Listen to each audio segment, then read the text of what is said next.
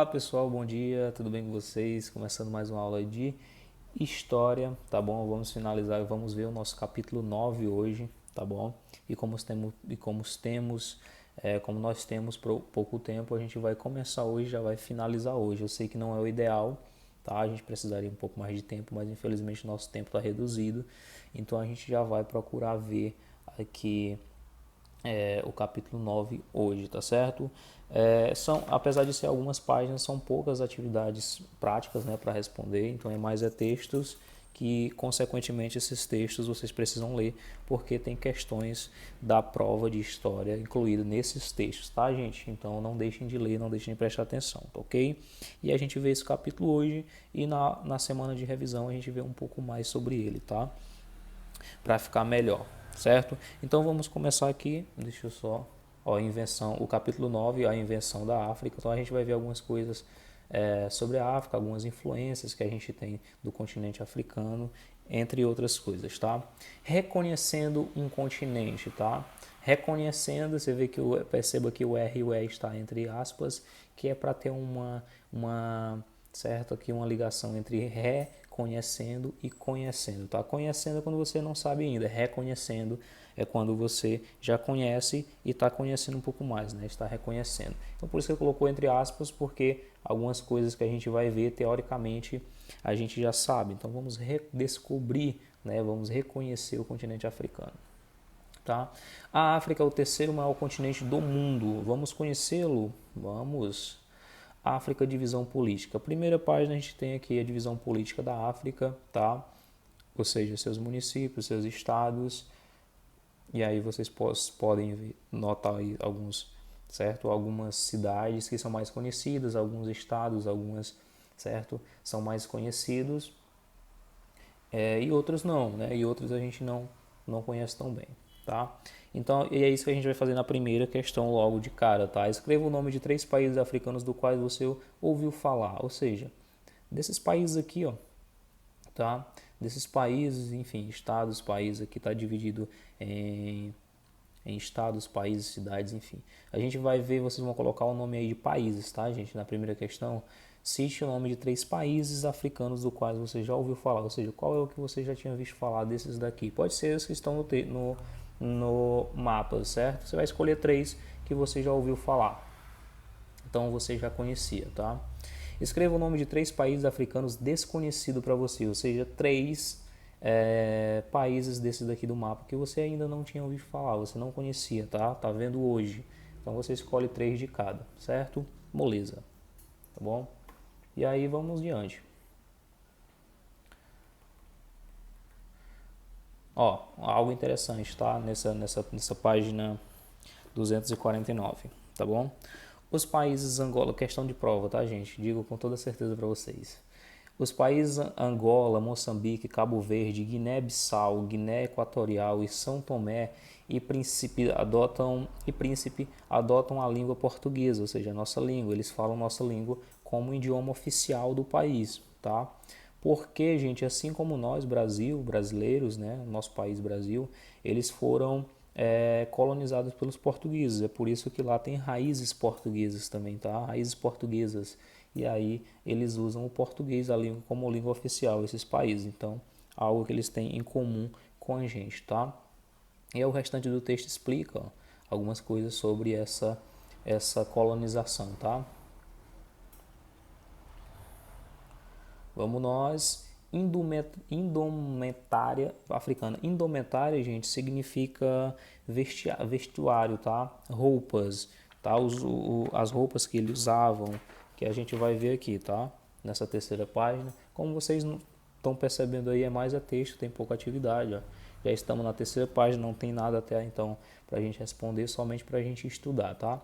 Então, quando a gente fala em indumentária, tá? Indumentária africana, a gente está se referindo ao vestuário, à vestuária, tá? As roupas, o que eles usavam, tudo que eles usavam, tá? Indumentária significa roupas, tá? Então, tem aqui, ó, algumas imagens, tá? Os povos, ó, fulano, pastores que vestiam roupas escuras e chapéus com ponta, tá aqui, tá? Gorro típico, chapéu típico, apenas os dogos usavam este modelo aqui. Enfim, e aí tem vários outros, ó, várias peças que a gente não conhece, não conhecia, tá? Que eram usadas por esses povos, tá bom? E aí vocês vão olhando com direitinho, ó, tá? A terra dos mandingas, o Mali, tá? Vamos lá para esse texto também. A terra dos mandingas, gente, o Mali, foi o primeiro império que se tem notícia africano, tá? Foi o primeiro império africano do que se tem notícia, tá?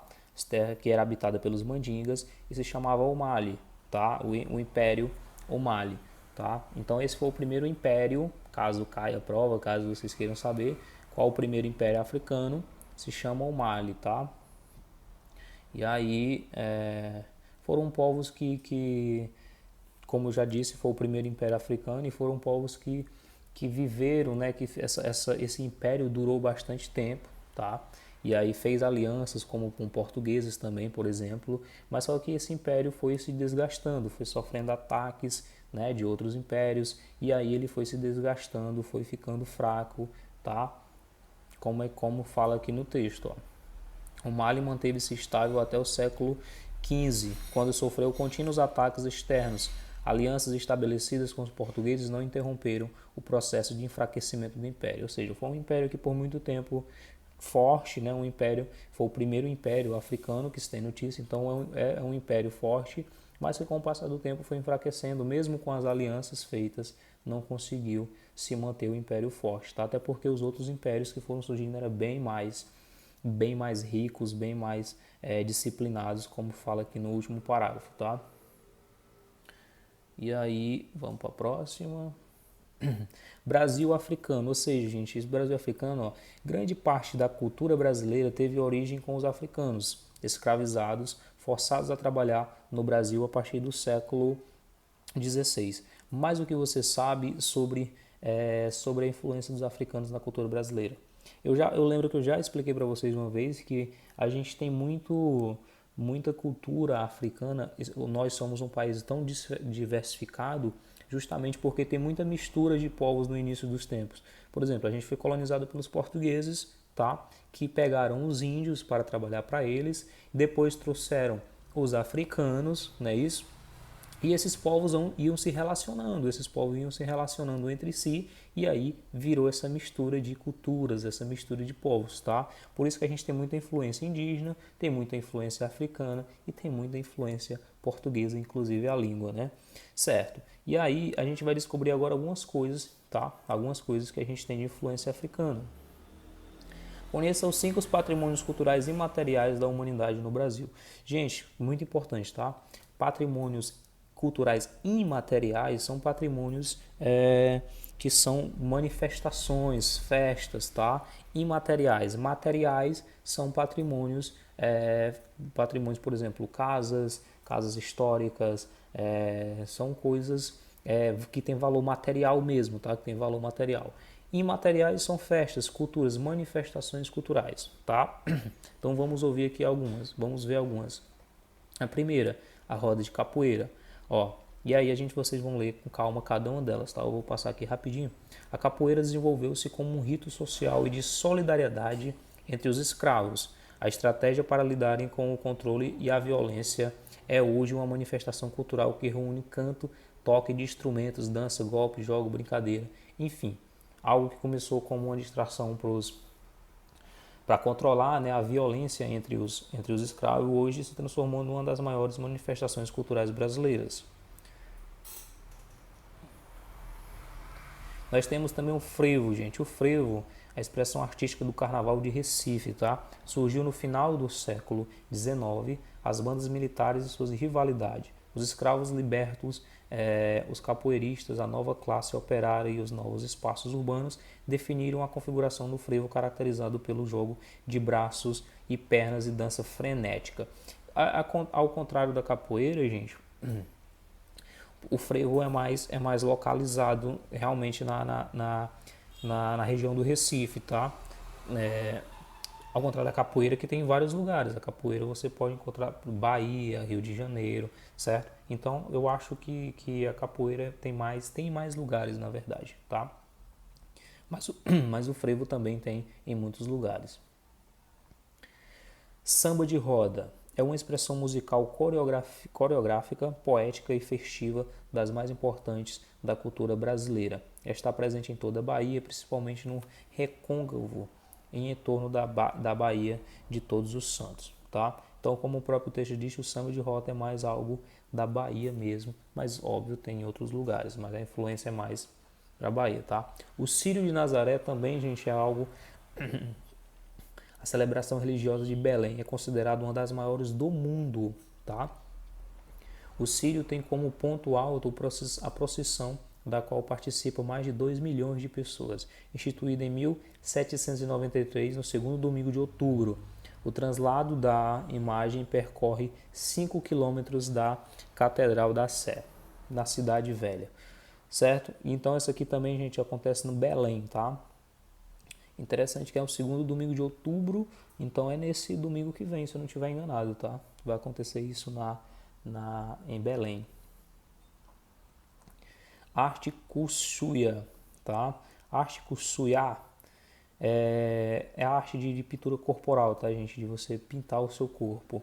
É a arte gráfica dos povos indígenas, tá? O Ajapi, no Amapá, sintetiza um modo particular de conhecer e agir sobre o universo.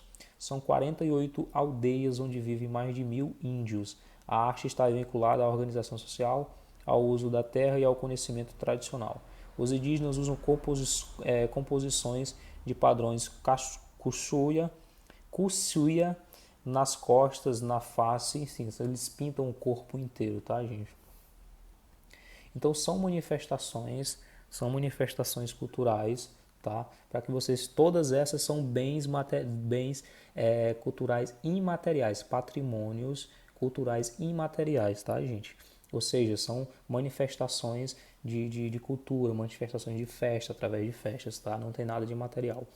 Com suas próprias palavras, explica o que é um patrimônio imaterial. Acabei de explicar, então é só vocês colocarem aí, mas com suas palavras, tá? O que é um bem patrimônio imaterial. Quais desses patrimônios você já conhecia e qual deles você mais se identificou? Por quê? Também é resposta pessoal, tá, gente? Você vai dizer qual que você já conhecia. Provavelmente todo mundo já conhecia capoeira, tá? Não sei se vocês conheciam outros. Se você conhecer mais de um, pode colocar também. E aí você vai dizer qual é o que você mais se identificou, qual é aquele que você achou mais bonito, a história, qual é aquele que realmente você gostou, tá? Identifique nas manifestações culturais a seguir como imateriais ou material. Ou seja, você vai só colocar o nome imaterial ou material, tá, gente? Por exemplo, aqui nós temos uma manifestação, uma festa, acho que é o Círio, imagens do Círio de Nazaré, tá aqui é a imagem de Nazaré. Você vai colocar se é um bem material ou imaterial, tá? E aqui nós temos também, imagens, né, construções históricas, tá? Construções históricas. E aí você vai dizer se é material ou imaterial. Aqui temos outra construção histórica, tá? E é só você colocar material ou imaterial. E é isso, né? Acho que é só isso. O final do capítulo já, para organizar o pensamento, é só o que a gente estudou durante o capítulo, né? Você conheceu os países que formam o continente africano, observou alguns países da África e tudo mais. Foi o que a gente estudou durante o capítulo, tá? Deixa eu ver se tem mais alguma coisa. Eu acho que tem uma questãozinha aqui. Isso que tem essa aqui na última página, tá? Para responder também. Além de reconhecido como patrimônio imaterial da humanidade, o Círio de Nazaré, celebrado em Belém, no Pará, é considerado uma das maiores festas religiosas do mundo. Essa festa católica tem influência africana, indígena, indianas ou islâmica, tá? Marque só um xizinho aí em que você acha que essa festa tem influências. As imagens abaixo retratam patrimônios brasileiros escritos na Unesco. Classifica cada uma como bem natural ou bem cultural, tá? Mesma coisa, gente, a diferença é que agora é bem natural ou cultural, tá? Bem natural é algo natureza, tá? Cultural é algo realizado pelo homem, mas que tem um significado, uma cultura, um legado, tá? Só colocar material ou cultural nessas 4 imagens. E a última, questão 3, diz o seguinte: todos os anos é divulgada uma lista dos patrimônios mundiais em perigo. Nela, a Unesco relaciona os sítios já escritos que se encontram severamente degradados, tá? Ameaçados ou desprotegidos ou vulneráveis. Tá? Pesquise por que Tombuctu está nessa lista e escreva no caderno as suas descobertas. Então você vai pesquisar sobre isso aqui, tá, gente? Tombouctou, tá? Você vai pesquisar por que ele está por que ele tá nessa lista de ameaçado, desprotegido e vulnerável, por que ele está em perigo, por que esse patrimônio histórico está em perigo. É uma pesquisa, tá? Papai Google, vocês colocam aí e vocês vão descobrir, tá bom?